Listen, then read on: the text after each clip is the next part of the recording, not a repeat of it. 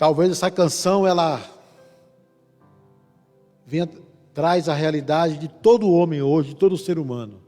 Jesus, eu preciso de Ti. Tu és a minha razão, Tu és o meu tudo, Tu és meu porto seguro. Jesus, eu preciso de Ti. Eu preciso do Senhor, eu preciso da Tua graça, eu preciso da Tua misericórdia, eu preciso do Teu amor. Jesus, eu preciso de Ti. Essa deve ser a fala a nível mundial, nesses dias tão difíceis em que estamos vivendo. Jesus, eu preciso de Ti. E não só nesses dias, mas todo o tempo, em toda a era que virá, nós temos sempre que declarar: Jesus, eu preciso de Ti. Vai ser a nossa fala nessa manhã, relacionada a um grupo de homens, que na época de Jesus, eles já viviam o que nós estamos vivendo hoje, algo chamado isolamento social. Então, isolamento social não é novo, mas já existia na época de Cristo. Alguns grupos de pessoas, porque estavam contaminados, ficavam fora da sociedade, ficavam isolados em cavernas, ficavam isolados em lugares sujos, remotos, porque não podia se aproximar de ninguém. Eu quero convidar você, meu querido, meu amado, a ler comigo Lucas capítulo 17, do versículo 11 ao versículo 19.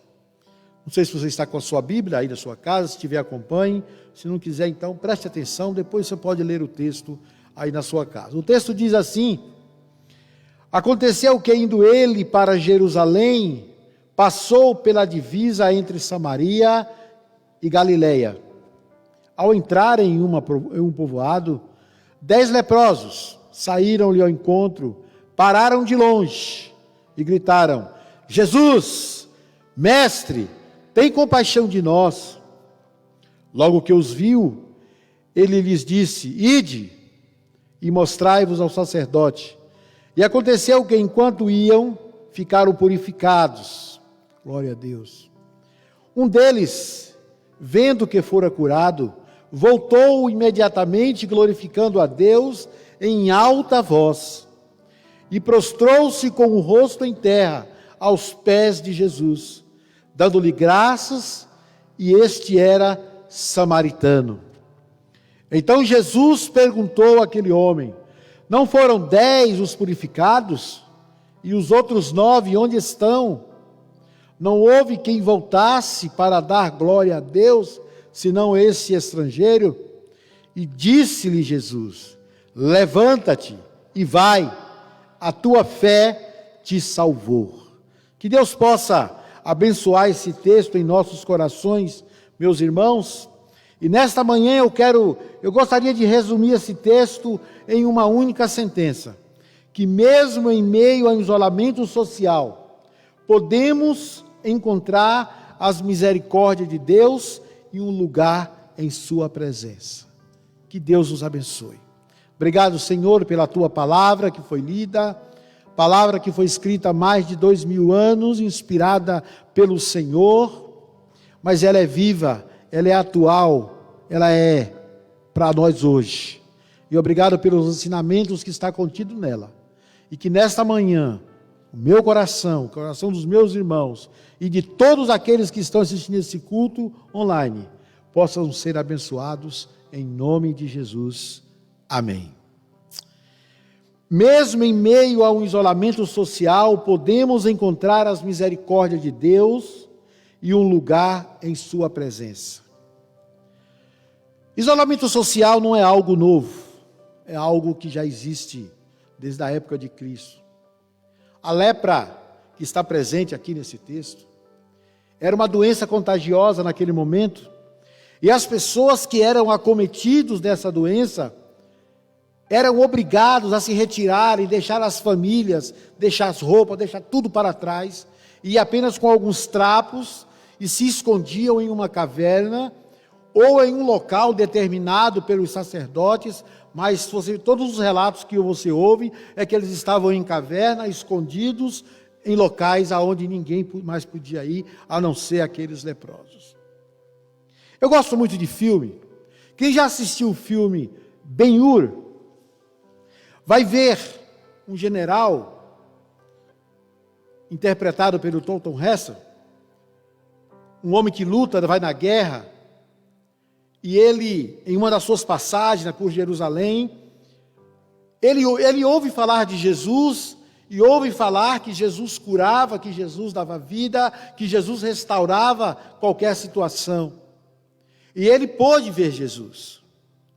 E em um momento, quando ele volta para a sua cidade, ele descobre, ele vai procurar a sua mãe, ele vai procurar a sua irmã, e ele descobre então que a sua mãe e seu irmão está em uma caverna. E naquele filme ele sai à procura da sua mãe, e ele não tem medo da lepra, ele vai tirando o pano da cara de cada pessoa para tentar achar sua mãe, até que com muito custo ele consegue encontrar a sua mãe e a sua irmã leprosos lá no canto da caverna. Mas a fé no coração dele era algo tão grande que ele pegou pela sua mãe pelo braço, pegou a sua irmã e saiu correndo para tentar encontrar Jesus. Mas aí o restante do filme aparecia assim: toda vez que ele ia ter Jesus, Jesus já tinha saído daquele local, já estava em outra localização, e ele passa todo o filme tentando encontrar Jesus e ele não consegue. Mas acontece algo extraordinário.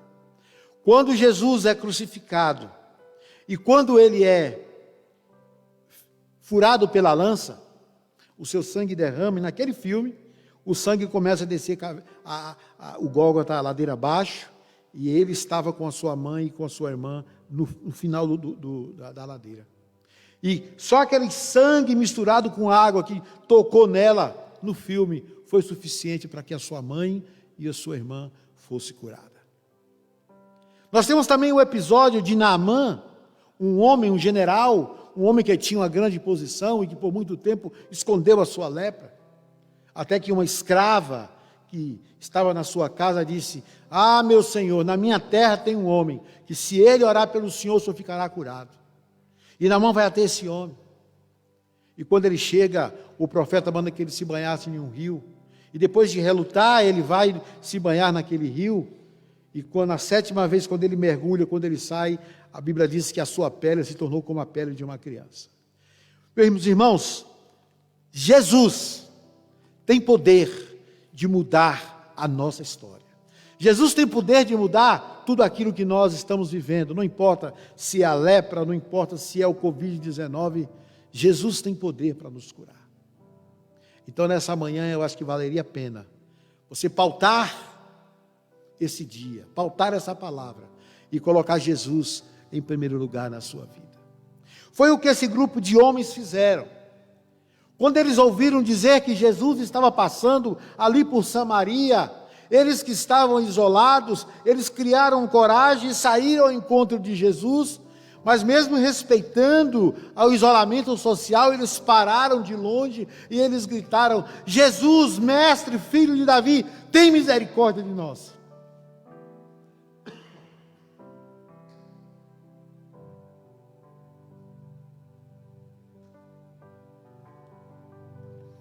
Então eles gritam: Jesus, tem misericórdia de nós.